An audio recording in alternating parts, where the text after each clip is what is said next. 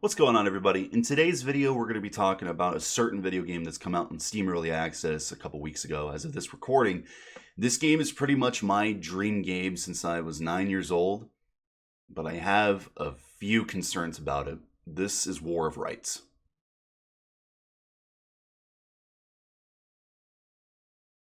Holy shit. War of Rights is a first-person shooter set during the American Civil War. Specifically, it's set during the Battle of Antietam, one of the most important battles of the war, because it directly led to Lincoln issuing the Emancipation Proclamation. We're going to get into that a little bit later, but first let's talk about the game itself. The game itself was funded through Kickstarter a few years ago, and just a couple weeks ago as of this recording, it came out on Steam through Early Access. Now this game, even though it's in its alpha stage and it's very much not a complete product, it's one of the most unique first-person shooter experiences that I have ever had. This game is very much the opposite of what you would expect from a Call of Duty or a Battlefield. There's very little in common between those big franchises and this small little upstart of a video game. There are some similarities, and that entails the main game mode itself. There's a ticket-based spawn system. The main goal for either side is to hold one point on the map, which is a point of contention that you can see, and there are a few classes. That's where the similarities end. War of Rights sets out to not only stand out amongst a crowd, but to portray what combat was like during the Civil War, as accurately as it can. In that regard, it does so much with so little. For starters, everything in this game feels deliberate and slow. Doing actions in the game like shifting your musket on your shoulder or reloading after firing a volley is a very involved and detailed process. Your head sways from side to side as you use each single step in the reload animation, for example. It's very, very immersive. You won't be sprinting around tagging Johnny Rebs with meth-induced reflex shooting here. In fact, any form of solo play will get you killed very, very quickly. The game touts teamwork, communication, and cohesion above anything else. Just because you can dome a Yankee at 500 yards doesn't mean you're winning the fight. Winning in this game involves the three aforementioned tools being used by as much of your team as humanly possible in a public online setting. Teamwork and all that is important in your average multiplayer shooter, sure, but with War of Rights in the setting where it takes place, it's even more so. I know what you're thinking. How can any of this work in a chaotic environment that is an online first-person shooter, especially one that holds 150 players at a given time in a server? Well, the game has a set of surprisingly basic mechanics that sort of softly enforce the rules to players. There are three states that a player can be in formation, skirmishing, and out of line. If you're by yourself without any friends, you'll be considered out of line, and if you die while in this state, you cost your team more tickets than if you were fighting in a line with other players. Skirmishing is when you're around friendly team members, but not in any kind of formation. Skirmishing has its uses, like harassing or scouting on enemy positions for the main force, or as a fast-moving, faster-shooting asset for flanking or plugging gaps in defensive lines. And some regiments in the game are built and armed specifically for skirmishing, like the 1st US Sharpshooters, for example. You'll still suffer an increased ticket loss for your team if you die while in this state, but not as much as opposed to being out of line. In formation means just that. You're in a line formation with other players, and you won't suffer any increased loss of tickets if you die. These states also affect how you recover from suppression. As it turns out, being shot at is a wild sensory experience, so your vision will darken and blur, your hearing will worsen, and you'll generally have the feeling that you're shitting yourself because those people are out to kill you. Just like in the real thing. The other ways the game enforces the rules of Napoleonic-era tactics is the class system. There are 4 classes: Private, NCO, Flag Bearer, and Officer. Private is just what you would expect. You have a musket, a bayonet, and maybe a second type of ammunition depending on your regiment and/or weapon. Flag Bearers carry the colors of the regiment and are used as mobile spawn points for reinforcing players. This serves to keep a line replenished with fresh bodies, as well as making fights seem bigger than that they really are.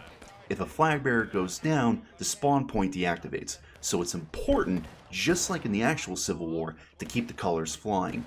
NCOs are an officer's right hand. They usually carry the same kind of equipment as a private, but they serve to keep privates and the flag bearer in line and relay orders given by the officer. The officer, unsurprisingly, is the one in charge of the regiment.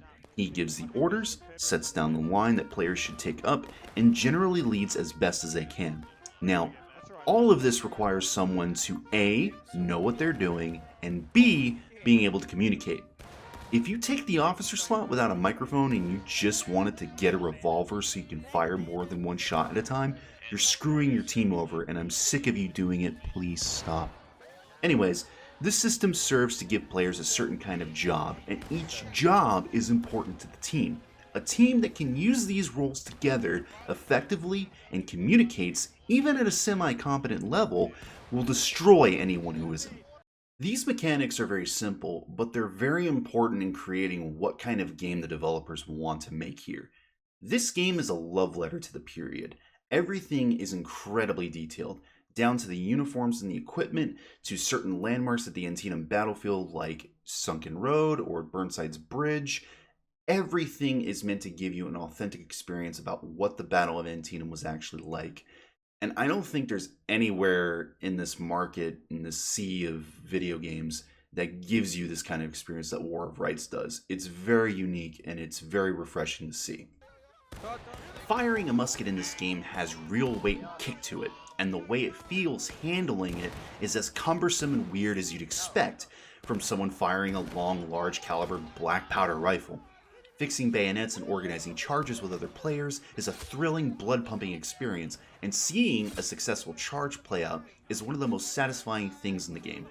Dead bodies persist in the game world, and when the fighting starts, you can very literally see the horrors of war pile up. Powder smoke accumulates on the battlefield and can obscure your vision, which can be used as a tactical tool in certain situations. The detail in this game is so deep, player models who get shot at actively flinch as the rounds whiz past them. Speaking of that, mini balls and musket balls actually whiz past you like they did in the period. They didn't have the sharp cracks that we associate to modern firearms and modern ammunition these days. You can even see them move through the air at less than subsonic speed. The game is that detailed. As someone who has been interested in Civil War history since I was a boy, this game is a dream for me. I've always looked at games set in historical settings as the one tool that we can use to actually live and interact in the past. And having a game like this where it nails the period so well is, well, I've said it's a dream 3 times now in this video, but I can't think of any other word to describe it. I do have a few concerns about the game. Now, these aren't necessarily the game's fault, but if left unchecked, I fear that it'll affect my enjoyment and maybe other people's enjoyment as well if they're not at least addressed by the developers. The first one won't probably surprise you, but in my time playing this game, which is a fair amount, the amount of time that I have been on the Confederate side and heard disgusting racist rhetoric, about 80 to 90%.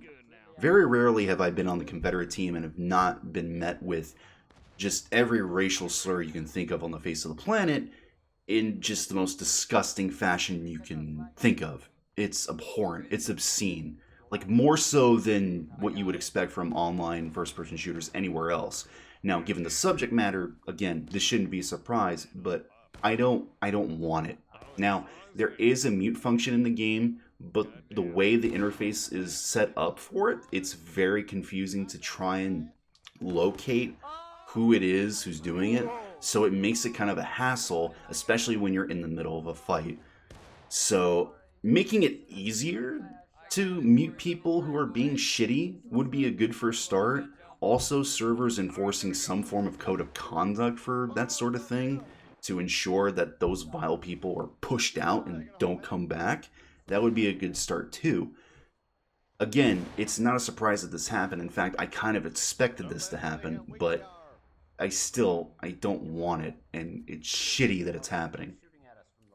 Now, my second concern for this game, it's very complicated, and it might be nothing, but I'm concerned about it nonetheless, and that's the name.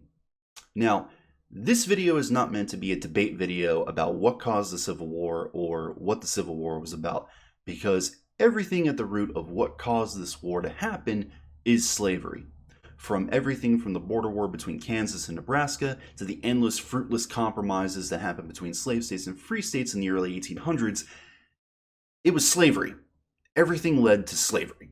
Ever since the end of the war, there's been this weird historical revisionist movement about the lost cause of the Confederacy and how it basically just throws slavery completely out the window, and it focuses solely on states' rights and how the federal government was evil and tyrannical and wanted to take states' rights away, and it completely ignores the whole slavery issue, and it's basically just for people who want to pine for the old days of wanting to own black people. Now, I don't think that the developers are dog whistling racists or that they have evil intentions to begin with. Honestly, it could be a copyright issue because I can totally see some 70-year-old geriatric who lives in Georgia just copywriting lists and lists of generic Civil War names because he thinks he's going to do something with them, even though he's going to die of lung cancer in another year. But I don't, like I said, I don't think the developers are evil or like anything like that. Honestly, it could be just because that they're Danish, and Danish is a weird language. Gud, skal det?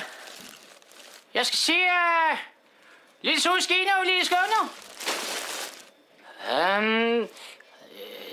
Skulle jeg have en slagskab for en lidt cykelgruppe? Skal? Slag for en lidt cykelgruppe? Cykelgruppe! All kidding aside, I think that there's another reason why they chose to name this game this, and it involves going into a little bit of history. Now, bear with me for a second here, because this might seem a bit of a stretch, but it kind of makes sense. Now, like we said at the beginning of the video, this game is set during the Battle of Antietam. Now, the Battle of Antietam is very important to the narrative of the Civil War because President Lincoln issues the Emancipation Proclamation because of the results from that fight. Now, the battle was an inconclusive outcome, but you could see it as a strategic Union victory, which is what Lincoln really needed to put this document out there. Now, this document set forth that any slaves being held in slavery in southern rebellious states, except for border states that were in the Union that still held slaves, like Maryland and Missouri, would be considered free. Now, this is important for two reasons. One, it ensures that foreign powers like Great Britain and France, who abolished slavery long ago, it makes it really awkward for them to try and support the Confederacy because now it becomes a question of morality. How can those countries support a slave-holding state when the Union is now championing the cause of freeing those slaves? It becomes very awkward for those kind of powers to get involved. The second thing about the Emancipation Proclamation is that it not only frees slaves, it also gives freed African American slaves the opportunity to fight in the Union Army or Navy. This is important because it gives these people a chance to fight to free their people. And it becomes a war of rights for these people to live as free citizens in the United States. Now, they could be going for a double meaning here for both North and South. Maybe that's the case. I don't know. I really wish somebody in games media asked these guys a question about, hey, why did you name it this way? Because I really want a statement from them saying why they named it this way and what their intentions are. Like I said, I don't think these guys are evil, dog-whistling, racist Nazis. But given that the times we live in, it's concerning that this name, is named, that this game is named this way. And I think the devs owe a little bit of an explanation for everything. This game could be something truly, truly special, and it could offer a very unique experience to people who are looking for something different for first-person shooters. Not only that, it's an incredible piece of historical anything. Like I said earlier, games are a great way for us to live in the past, to experience what it would be like to live in certain time periods. And this is a very good example of that. This game is an incredible example of what Civil War combat was like. And it would be a goddamn shame if it was made specifically to attract very bad people to it. I don't think that's the case, but I really hope that in the future we get an answer from Campfire Games about it. Thank you guys so much for making it to the end of the video. I hope you enjoyed it. If you want to see more of this type of content from me, please let me know in the comments below. I'm trying out new things. And hit that subscribe button if you're new, all that YouTube stuff. And I'll see you next time. Have a good one.